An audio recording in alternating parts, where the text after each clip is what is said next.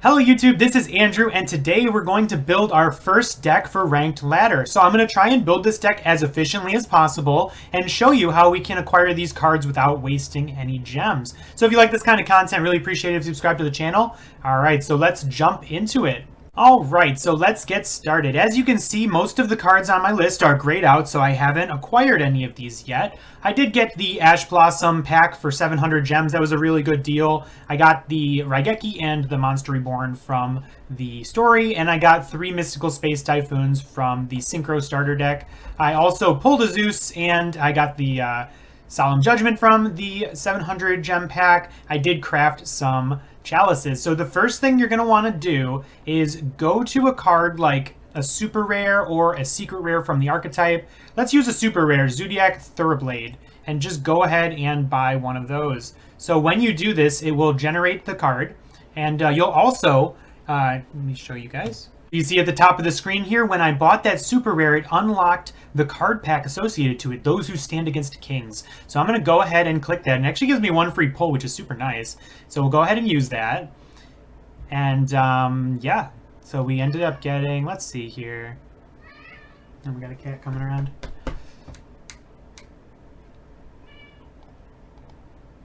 Okay, so we ended up pulling a Zoodiac combo, but that's about it. It doesn't really matter all that much. What's important is that we unlocked this box. So now what I'm going to do is I'll use like, yeah, sure, I'll use like 1,000 gems on this box. This box has Electrum in it too, which I'm also looking for a different deck, but this is mainly going for the Zoodiac cards. Looks like we got 2 ultra rares. I'll just skip this for the sake of the video.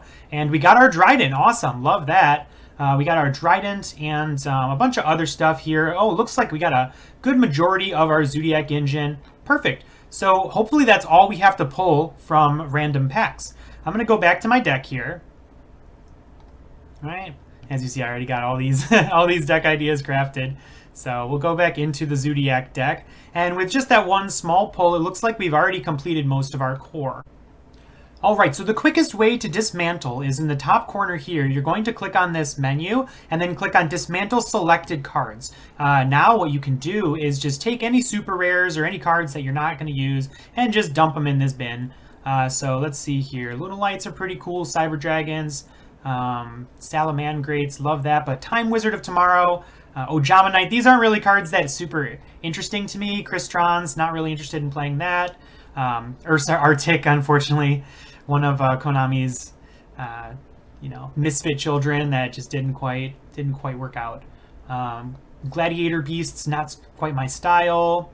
And you'll do this with whatever your collection is. You might want to you need to have a bit of foresight, as in, like, don't delete anything that you think you might use in the future just because you know you're going to use it now. You're going to get more card packs. They're very generous here. So I'll just disenchant in order to get enough super rares. Cool. Super easy to do.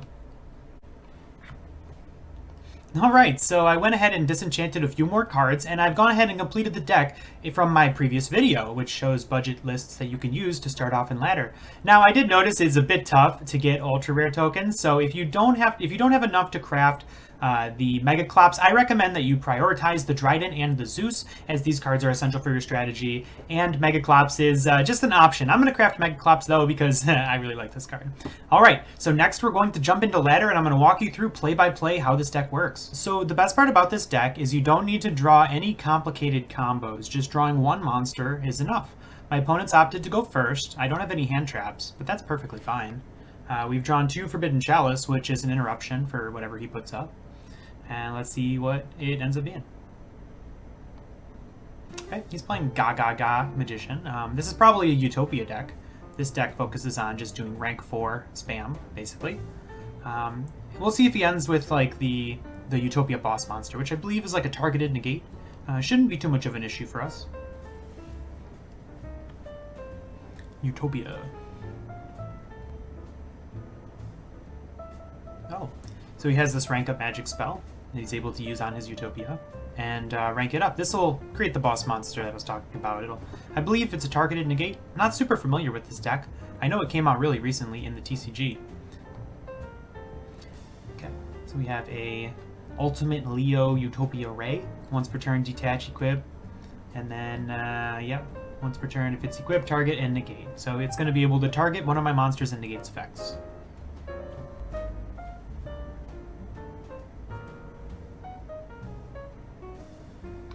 That's a big boy.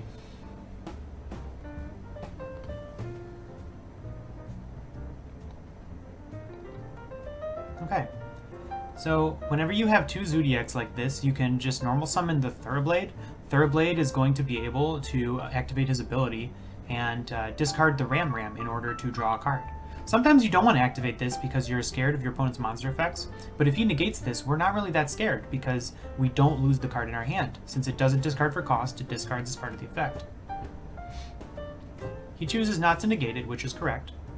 We'll go ahead and discard either the Zoodiac combo or the Ram. I'll probably actually discard the Zoodiac combo in this scenario, and we do draw a Fire Formation Tenki. We're just going to use that right away.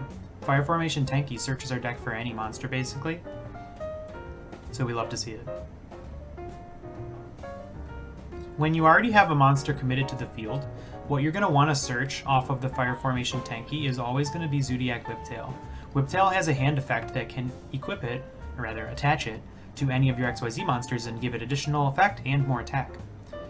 So here's where the power of the Zoodiacs kicks in. We're going to be able to use just one monster to XYZ summon into anything that we want. If we XYZ summon into Zoodiac Borbo, this is going to force our opponent's interruption because we're able to use him to attack directly.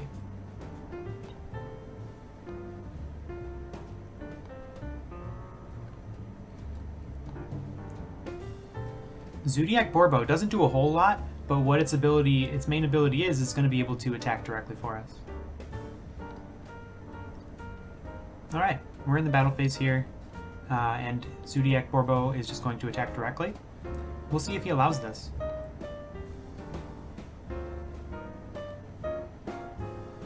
Alright, looks like we've prompted the effect of his monster, which is good, because if he did not negate this, when an XYZ monster attacks directly, it allows us to summon Divine Arsenal Zeus, and that's exactly what we want. So we go down to a measly 50 attack points, but that's okay. The attack not going through doesn't really bother us much, since now when we go to main phase 2, we have a backup boss monster, and we're just going to go ahead and summon Zoodiac Trident. But before I summon Trident, let's take a moment and think. He has one more interruption, right? We want to make sure that our Trident goes through. So none of the cards in our hand deal with that back row. We're going to get more cards. There's nothing in our deck that we're too afraid of losing, since we already have the combo in the graveyard. So let's draw two cards. Maybe we can find a Mystical Space Typhoon. And we do. Love to see it. So then we're going to go ahead and use the Mystical Space Typhoon, removing the last barrier to our Trident, activating successfully. What do we get rid of? Looks like we get rid of a card that didn't really do anything for him, but it's okay. It could have been relevant. Alright. So I'm going to read my opponent's cards. And it doesn't look like he has any protection from destruction. So we'll go into our Axer deck and summon Zoodiac Trident.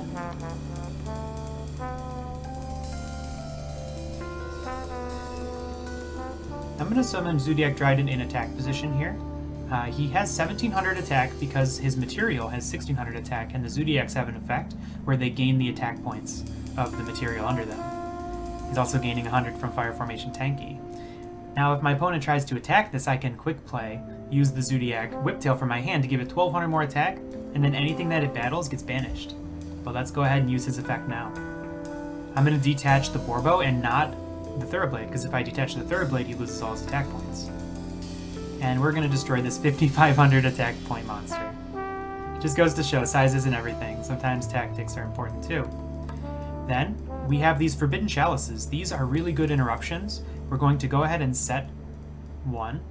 Now, he only has one card in hand, and I have two interruptions. In order to play around back row removal, I'm actually going to hold this second Chalice in my hand. You don't have to do this, but I like to play more conservatively. Having the Chalice in hand makes sure that next turn we have a solid play, since we have so many good starters. My opponent's out of plays, so they just end up setting a monster and passing. We'll just go ahead and let the turn end. So I draw a trap. That'll be useful for us later. I'm going to normal summon a second monster here. The monster I'm going to summon, let's see what's in my graveyard. We have the Borbo in graveyard. Very nice. We're going to just normal summon this Ram. Ram Ram has a great effect. It's really useful when it's set in defense position, but also you can use it offensively. Whenever this monster is destroyed, it summons a Zoodiac from graveyard. So we're actually going to use our own Dryden here and activate its effect to destroy our own Ram. A bit funny how it works like that. Okay. Ram will trigger and it'll allow us to bring back the Borbo.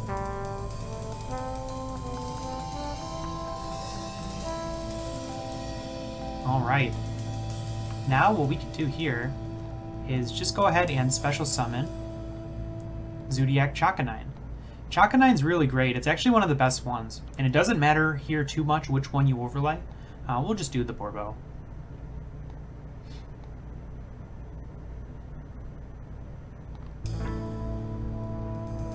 Great. So Chakanine's effect allows you to detach one and then target a Zoodiac in your graveyard and special summon it, but its effects are negated and it can't be used as an XYZ material. Now, be careful, because you can't use this effect unless you already have a Zoodiac in graveyard, but when you do, you can even summon the monster that you detached. So we're going to use that to summon back our Borbo. So we have 3 XYZ monsters on the field. Does anybody know where we're going with this? Well, what we can summon with 3 XYZ monsters is this Infinitrack Fortress Megaclops. This is one of our funniest boss monsters. It takes 3 XYZ monsters as material to summon, as a link material. Alright. I love this. Is a cool animation, I'm not gonna lie. That's nice. Alright. And then his effect allows you to activate it and target 1 card your opponent controls and 1 XYZ monster in your graveyard. So we're going to target the Dryden here. Always target the Dryden if you have him available. And then it's really great. What you're going to do is summon the Dryden. And it will equip the opponent's card as material, which is amazing because it doesn't send it to graveyard, it just equips it. So they're not going to get any trigger effects. Unfortunately, there is one downside to his effect. It's that you only deal half the battle damage the turn you use it. So we're not really going to do that much damage this turn, but as you can see, we're just starting to gain more and more cards compared to our opponent. That's where Zoodiac really shines. It's a tempo deck. You're going to be able to outpace your opponent in the mid-game and trade them card for card when your cards just come back and do more. So we'll end our battle phase here. And we're going to set another interruption with the compulse that we drew for turn. Alright. I don't see many ways my opponent's getting out of this one. Okay, so a card in their graveyard has an effect here. Let's go ahead and give that a read over. So it says, if your opponent's LP are at least 2,000 higher than yours, banish this and draw 1 card. Okay. That's pretty good. It looks like he's just 50 points under 2,000 and less than me. He drew Lightning Storm for turn, which is a really, really good top deck. Now, he's going to be able to choose either monsters or spells and traps and destroy them all. Yeah, that's really strong. There's not much that we can do about it. We're just going to let it resolve. No big deal, though, because we have so many cards left over in hand, and that's why it's important to play a diversity of monster interruptions and spell and trap interruptions, so you don't lose to 1 card like Lightning Storm. Now he normal summons a monster. Let's see what this guy does. It says you can special summon this card, you can target 1 in your graveyard and special summon it. So he's going to try and use this to create an XYZ monster, but thankfully we have Compulsory Evacuation Device. Forbidden Chalice also works here, negating it, but Compulse is better because it'll just return it to his hand. So get it out of here.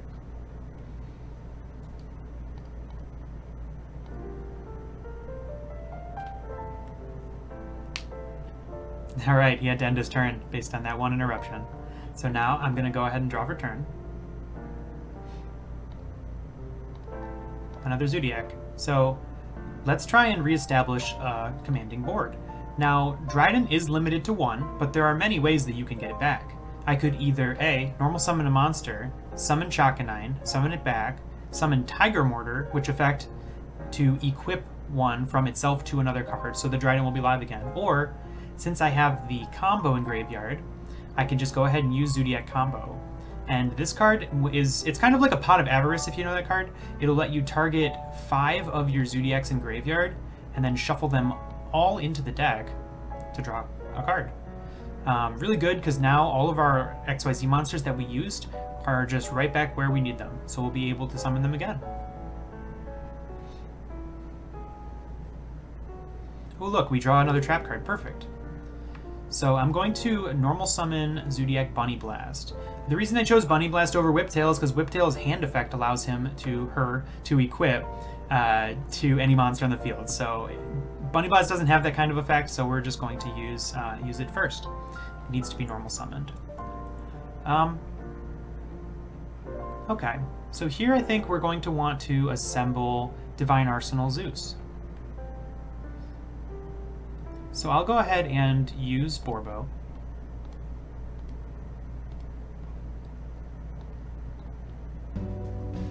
It doesn't really matter which one you use here. I like Borbo because if he has any kind of tricks where it summons a monster, I'll still be able to resolve my attack attacking directly. I'm not going to use the Whiptail here. I'm going to preserve it for later. A little bit of damage isn't worth a card in your hand in my mind.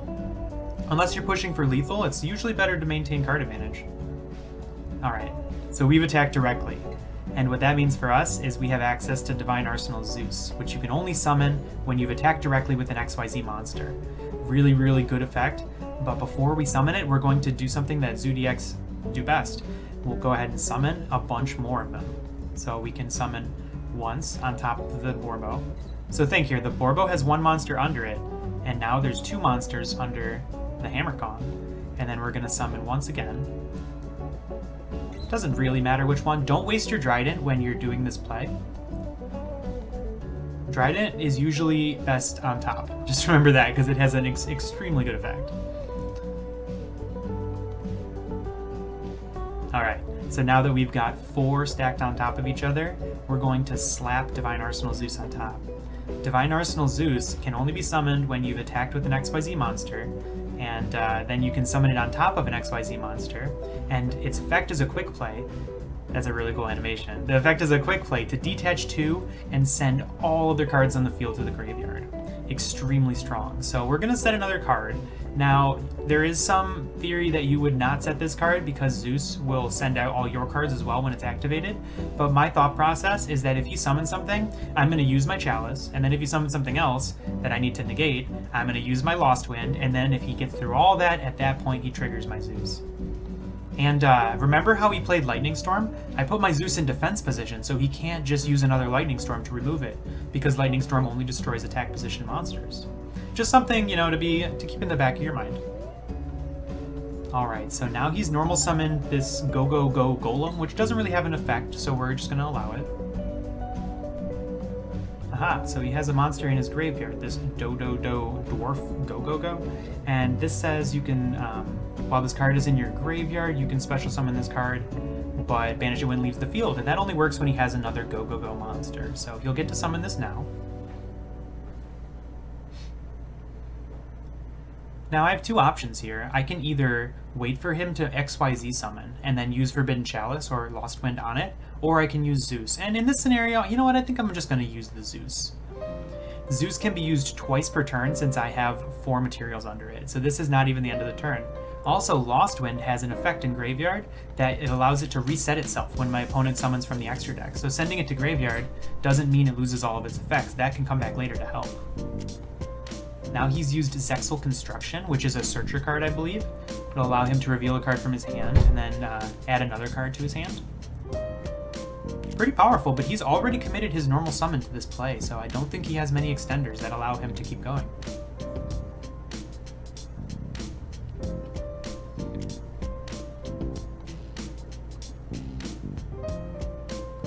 Alright, so he did get to add a card, but then he had to shuffle the card that he revealed to his hand. It's actually a -1. So this searcher, it gets you pretty much everything you want, but at what cost, right? Alright, so we drew another Zoodiac here. We'll just go ahead and normal summon a Bunny Blast. Doesn't really matter too much which one we normal summon. Alright. Then we can go ahead and special summon. Let's start off with Hammer Kong here. Hammer Kong has a decent effect on his own, but most of the time you're going to be using him as a bridge or a material to get into other monsters.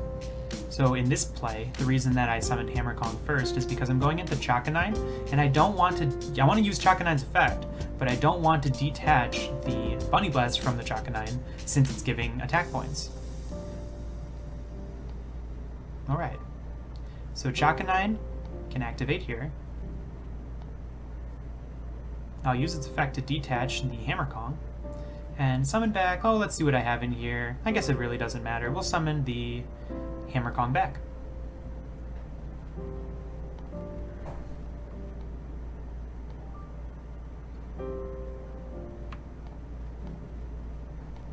All right. I think next we're just going to go for the Path of Least Resistance and summon the Drill Driver Desperado. Can be used using 1 rank for XYZ monster that I control. But it can't be used as an XYZ material this turn. That's perfectly fine. The reason we use this is because it has a lot of attack points. Alright, so it looks like we have 5,500 damage established. We're going to go ahead and change Zeus to attack position and we'll close this one out.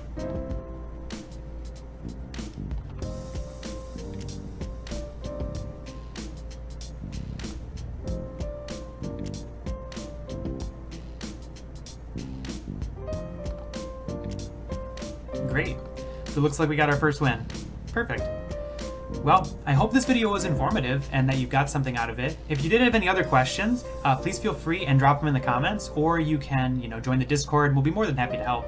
But thank you so much, and if you like this kind of content, really appreciate it if you sub to the channel. Other than that, hope you have a great rest of your day.